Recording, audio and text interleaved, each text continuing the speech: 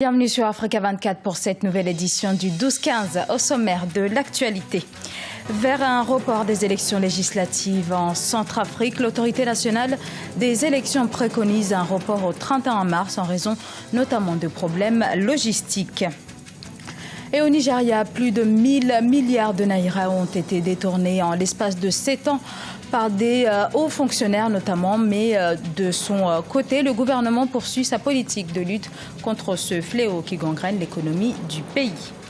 Du football également dans l'actualité avec les éliminatoires de la Coupe d'Afrique des Nations de football 2017. Nous ferons le point dans cette édition. Au Bénin, tout d'abord, la Cour constitutionnelle doit proclamer les résultats officiels du second tour de l'élection présidentielle du 20 mars dans les prochaines heures. Un scrutin remporté par Patrice Talon avec plus de 65% des suffrages face au Premier ministre sortant Lionel Zinsou. Et en Centrafrique, le second tour des élections législatives prévu pour le 27 mars pourrait être repoussé au 31 mars 2016. Un report préconisé par les autorités nationales des élections qui évoquent des problèmes logistiques liés notamment à la non-livraison du matériel électoral. On écoute Maxime Nana, président du mouvement Correct.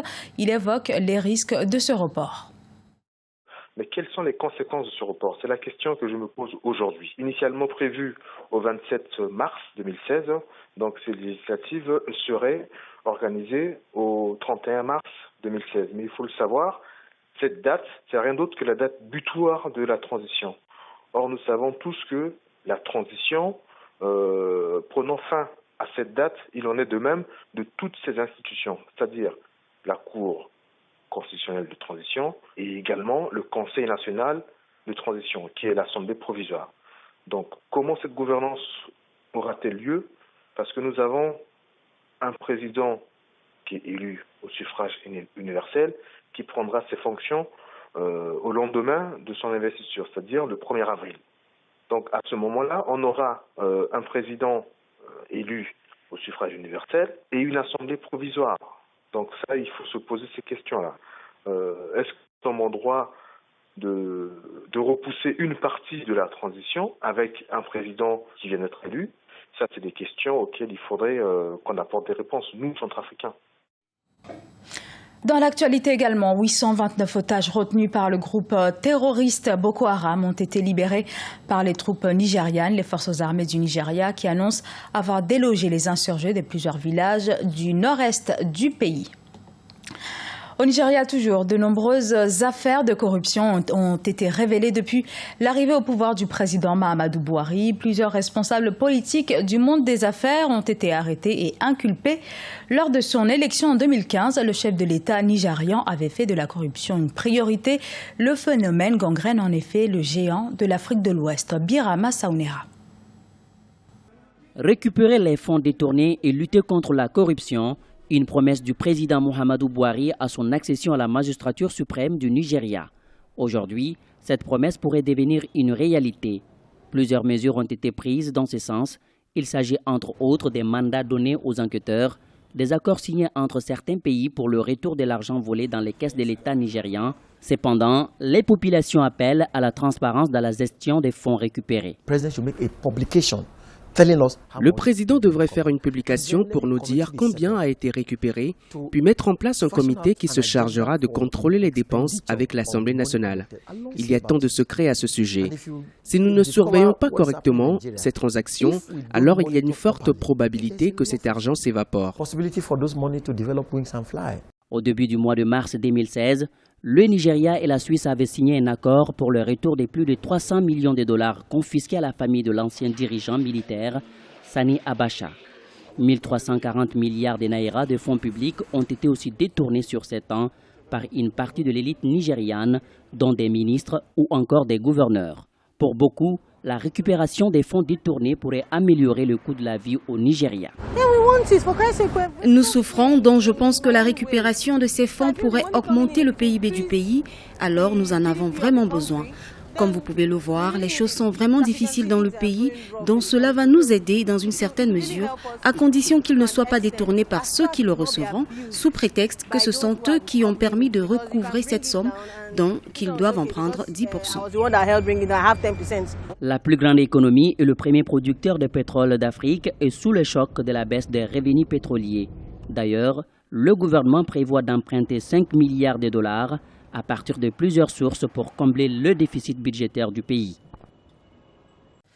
Et toujours à ce même chapitre, les autorités nigérianes viennent d'épingler plus de 300 sociétés et individus, dont des responsables militaires, pour avoir détourné plusieurs dizaines de millions de dollars grâce à des contrats fictifs.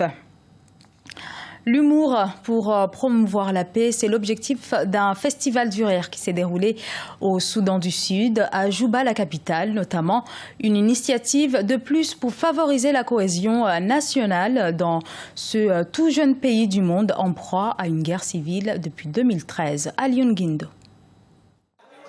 Le rire comme meilleur remède.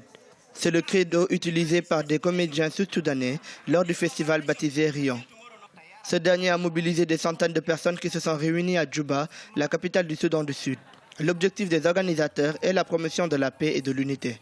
Il s'agit du premier festival de comédie stand-up du pays et il a été organisé en collaboration avec la mission des Nations Unies au Soudan du Sud. It will make me to forget what happened to me. Cela me fera oublier ce qui m'arrive, oublier les parents que nous avons perdus au cours de cette guerre et oublier nos souffrances. Donc ici, je leur dirai, même au téléphone, que je commence à rire et à oublier. Je leur demanderai aussi de commencer à rire. I start loving and forgetting. Les comédiens du festival Rion avaient pour objectif de soulager les spectateurs venus nombreux les écouter du stress et du traumatisme liés au conflit que le pays a subi. Il est question de faire en sorte de ramener l'unité entre les Soudanais du Sud. C'est donc un programme qui a été lancé aujourd'hui et je suis heureux de venir témoigner de ce qui se passe. La guerre civile au Soudan a fait plus de 50 000 victimes et 2 millions de déplacés. Au cours des prochains mois, les comédiens du stand-up entendent apporter plus de bonne humeur à des populations qui font face à des moments difficiles.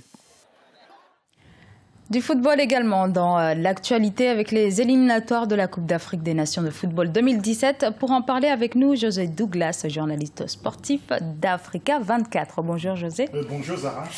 Alors, dure bataille José pour ce troisième tour des éliminatoires de la CAN. Oui, et nous allons gérer tout ça avec des tableaux. Tout d'abord, les résultats du jeudi 24 mars. Pour commencer avec le groupe H où le Ghana a battu Mozambique 3-1. D'autres résultats avec Djibouti, Libéria. Libéria l'emporte 1-0. Madagascar, Centrafrique, 1 but partout. Comores, Botswana, 1-0. Nous allons enchaîner avec les matchs qui se poursuivent aujourd'hui avec de belles rencontres en perspective. Alors tout d'abord, Tunisie-Togo, mais en groupe C, nous allons avoir un certain Mali-Guinée équatoriale. Vous allez voir le tableau dans ce groupe C, justement. Il y aura également Nigeria-Égypte. Et puis en groupe J, nous aurons un certain Algérie-Éthiopie. Vous allez voir également le classement dans ce groupe J. Et puis en groupe I, là aussi des rencontres intéressantes. Gabon-Sierra Leone, sous les yeux du président de la FIFA, le nouveau président, Gianni Infantino. Et puis un certain Côte d'Ivoire contre le Soudan. Vous voyez donc le classement dans ce groupe. Et ce samedi et dimanche, beaucoup de rencontres également sont attendues, José. Oui, donc arrêtons-nous surtout sur la journée de ce samedi 26 mars avec un groupe B, RDC contre l'Angola. Donc il ne devrait pas avoir beaucoup de difficultés pour les garçons de la RDC, de Florent Ibenge. Il y aura un groupe D, Burkina Faso contre l'Ouganda, un groupe D. Et puis d'autres rencontres comme Cap-Vert, Maroc, île Maurice contre le Rwanda, Seychelles, Lesotho, Burundi, Namibie. Et puis un groupe K maintenant.